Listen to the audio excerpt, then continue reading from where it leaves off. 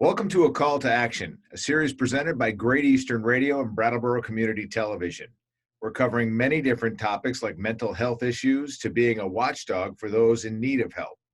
Today I have Cota Cota, who's the president of Cota Cota, and he's going to hopefully help us understand the oil market pricing during a pandemic, and for that matter, anytime after that. Welcome to A Call to Action, Casey. Thank you for joining us at such short notice. No problem, and I appreciate you reaching out to me, and looking forward to this.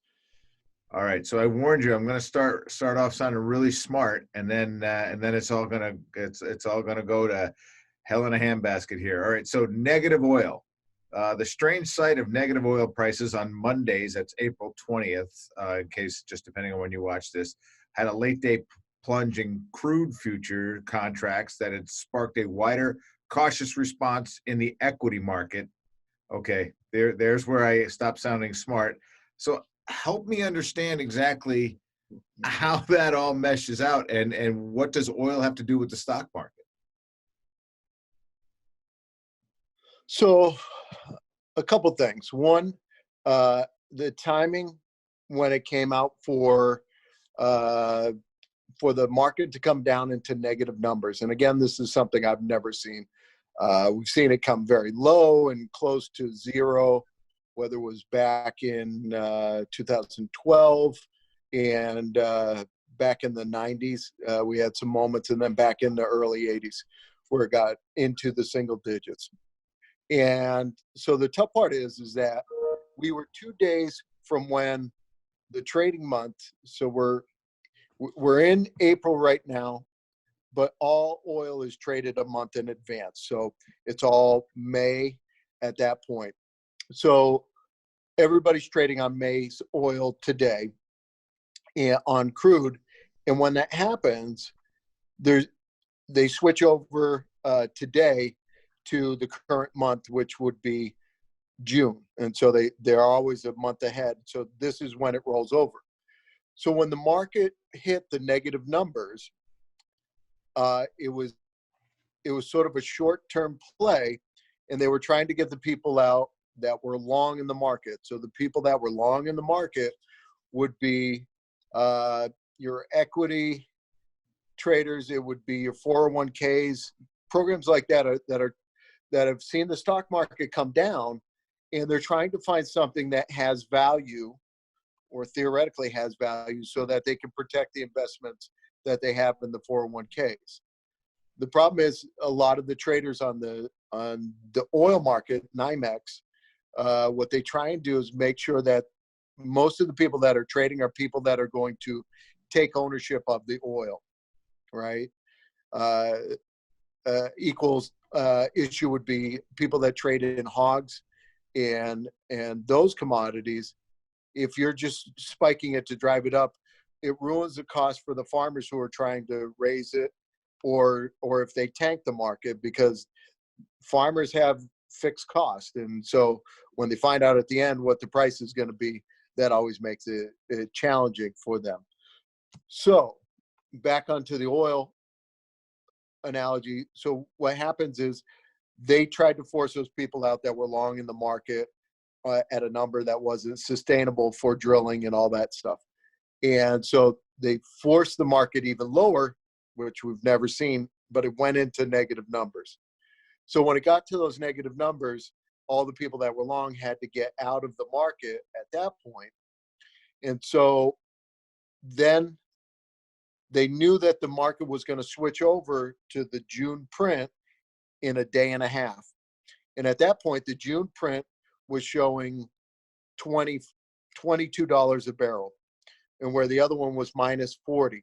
So they, at that point, had an opportunity to now make $60 a barrel, those traders that were doing it.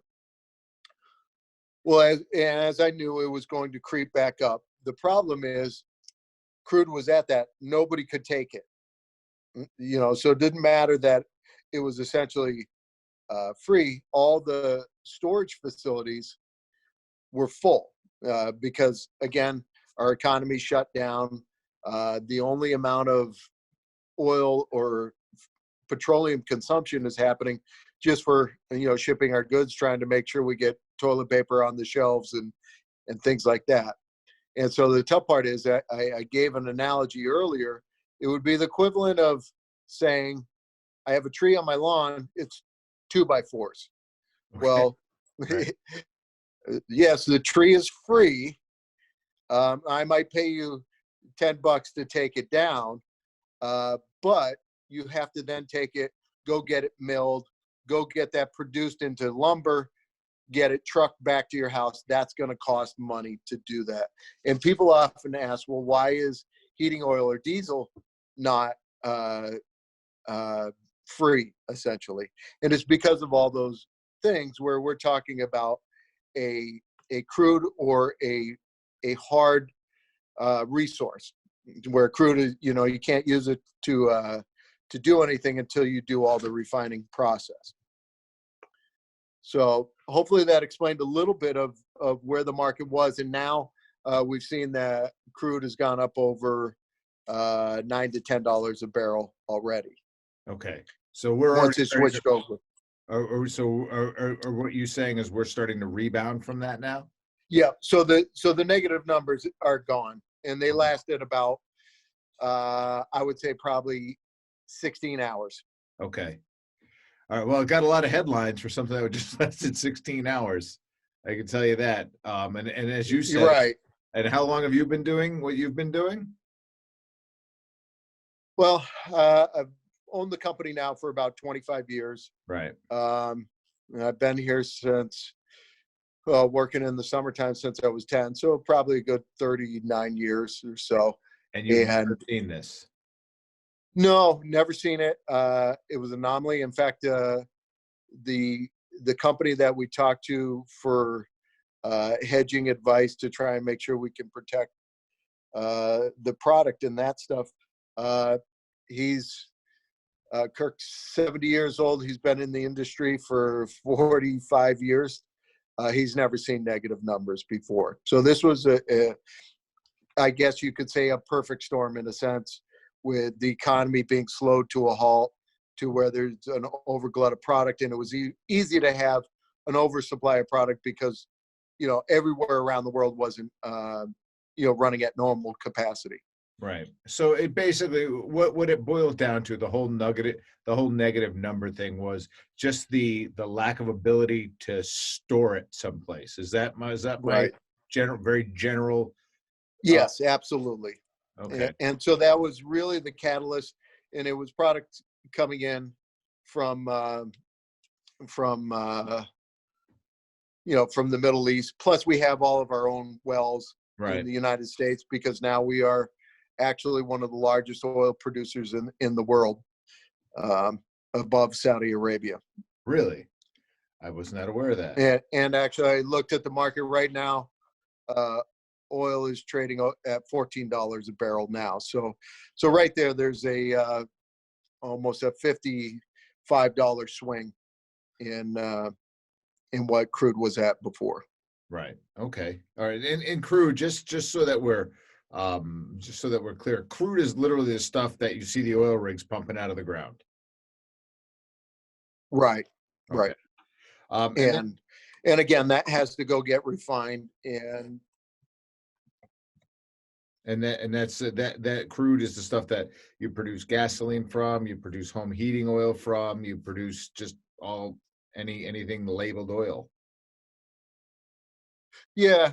I actually, a lot of propane is produced, that as well. And so one of the things that we've seen is that probably about 2.5 weeks ago, a lot of the refineries have slowed their production down, where they normally run somewhere between 85 to 90% capacity. They were running at 95% for quite a while, because the economy was moving, and to make sure to meet distribution demands.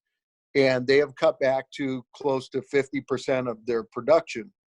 And because and mostly from gasoline, because all these cars aren't being run, because people are at home with the self-isolation and just running to the grocery store for whatever they need. And so that now they couldn't keep producing gasoline, which is a byproduct off of the refinery process. So is propane as well. And what we noticed a couple weeks ago, some of the product we get comes up from the pipeline from Mount Bellevue, Texas, and they were actually rationing propane for a couple days because there wasn't enough supply because some of the refineries had shut down, and so you could only get a certain load on one day, and then you had to wait probably 2 to 3 more days before you could get another load. So, And go ahead. so I was going to just ask. So, consequently, did the price of propane drop as well? Not exactly. Propane sort of is a different creature and Yeah. how it gets traded. Okay. It's actually still one of the few commodities that gets traded on a blackboard. It's still handwritten.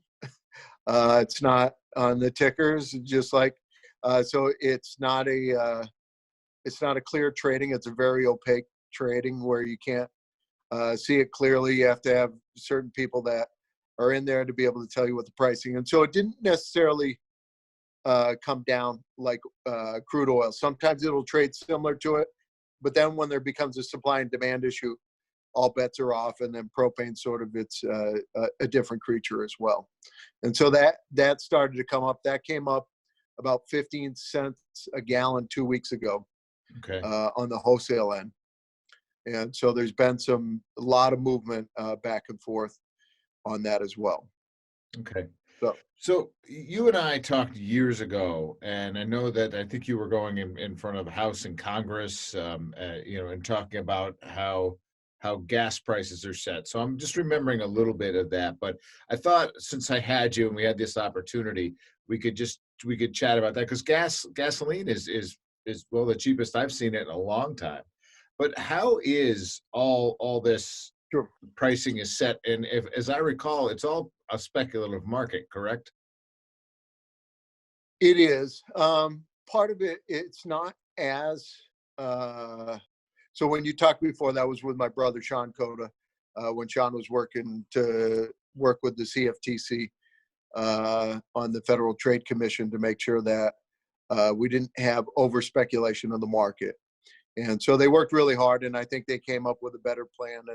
And now traders really try and just supply fuel to people that are going to take the end products for the most part, and or say it's a big utility company that makes power from diesel fuel or propane. Then those are the ones that will try and lock in futures to protect their gallons. So what we found is that gasoline, there's different prices all over the country, and a good reason for that is states have different taxes. So everybody has the federal tax, but some states you'll find maybe Florida has a lower state tax rate on gasoline, and you may see lower prices there. You may get to New York State or New York City, and you'll find that gasoline prices are really high because of that. And then when you get out to California, California has special blends of gasoline that they require for their own emissions over and above whatever national emission standards are. And so there's different flavors. In fact, talking to my brother years ago, at one point there were about 75 different flavors of gasoline that were made differently. And so each state having different taxes, that sort of changes the range on gasoline from state to state. When you go, God, New Hampshire is this or Massachusetts is this, since we're so close to each border. Okay. Let's Casey, if we could, let's just touch on Cota and Cota. I mean, obviously an essential business, and I want to Sure. kind of fold the whole COVID-19 and protocols into this. How have you guys handled the whole social distancing there at work and delivery of oil and propane? I mean, how did you guys have to kind of retool and rethink the way you operate day to day? Sure. Actually, one of the blessings in disguise, my sister, who works with me, she does a lot of the transport dispatching and HR. My sister was a registered nurse and taught nursing for probably about 26 to 27 years. So it was great having somebody on staff who's actually had to do this crisis management for the Springfield Hospital back when the H1N1 virus pandemic was going through, and she had to set up protocols of how you manage through that. And so having that expertise really worked well for us because she was able to give us insight. Okay, this is how you need to have the distancing. We're very fortunate in the office that everybody has sort of their own office space, so that can minimize the amount of people coming in and out. We used to have weekly manager meetings, so now we do conference calls or Zoom, and you adapt and do it differently. But the fortunate part, our delivery drivers drive alone in the vehicle. So when they're going to make a delivery at somebody's house, they're not coming in contact with people. And all the drivers have gloves and masks, to follow the proper protocols. We were doing it for quite a while. One of the things that we did early in the winter back in December, if somebody got sick or they acted like they had the flu, we told them they had to stay home because my sister, she's like, you can't come back to work till a fever is gone and you're not taking medicine to reduce the fever and that you don't have a cough. We've always had the adage that in the wintertime we're at our busiest and we need all the staff possible, and we can't have sort of one person wiping out, 3/4 of our staff because they're sick and they want to get back. Right. So we were actually practicing back in December that practice ahead of time. So you were well ahead of the curve, is what I'm hearing, and having the benefit of having a sister who was a registered nurse. Nice, well played, sir. What? Yes. Well, dumb luck strikes. So if you have to enter a home, say to I assume you do service on furnaces. Sure. What are some of the protocols that people who might be putting off having that furnace it's yearly maintenance? What are you doing to alleviate concerns of people entering into home? Sure.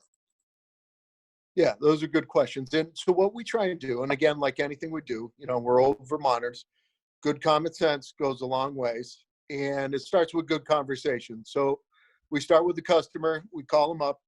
First question is, we see you're coming up due for a service, or they requested, maybe something broke down. The first thing we do is we say, is anybody in the house sick or potentially have the virus? And so that's the number one question. And if that's the case, then we say, is there a separate entrance that we can go right to where the furnace or the boiler or the heating system is, where we're not in contact with people? We request that if they can wipe down the hard surfaces before we get there. Otherwise, we'll do that when we get there ourselves. And obviously our staff will wear masks and gloves and do all that. Or my sister and I will go there and we'll help do the cleaning as well to make sure it's taken care of. I mean, that's just, we want to get people's heat back on in hot water. And obviously when you have a house full of people, that is another crisis that you need to manage through. If it's routine service, we've had people say, listen, show up at 1:00. The door will be unlocked in the basement. You can go in through there. My wife and I are going to be out of the house while you're there. And we've had people drop off their keys so we can go in to do that and then call them when we're leaving to do that. And I think a lot of it is just communicating with the customer of what makes them feel comfortable and what makes our staff feel comfortable as well. And just doing the right thing to keep people out of harm's way. And it starts with communication. If we don't start there, then, it will leave too much to the unknown. Well, that's a good, and I think that that speaks volumes about the way you guys conduct your business. And you first of all, Cota and Cota has always been just a tremendous community partner and prevalent in all communities. So on behalf of all those communities, I thank you for that. and for taking the extra measures of just, doing that little wellness check before you actually show up is a nice touch.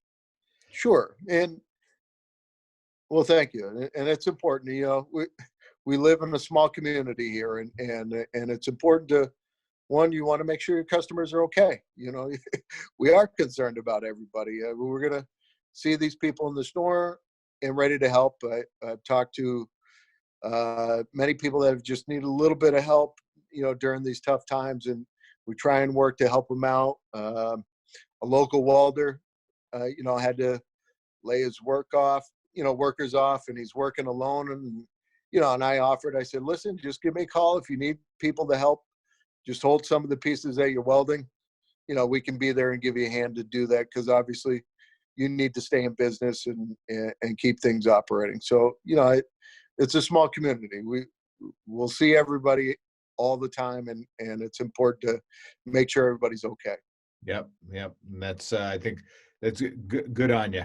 That's what I have to say to you. I mean, just it's really good that you recognize that, when a man asks for help, you help him, and that's good. Absolutely. Well, Casey, I've enjoyed the conversation. Thank you for clearing up, which is always sort of murky as how all of that unfolds in the oil, gasoline, and all that. So I really appreciate you taking the time to jump on a call to action with me today. Continued good luck. I know you were busy. We're cutting down trees this morning, and I don't know what you got rested Yes. for the rest of the day, but be safe.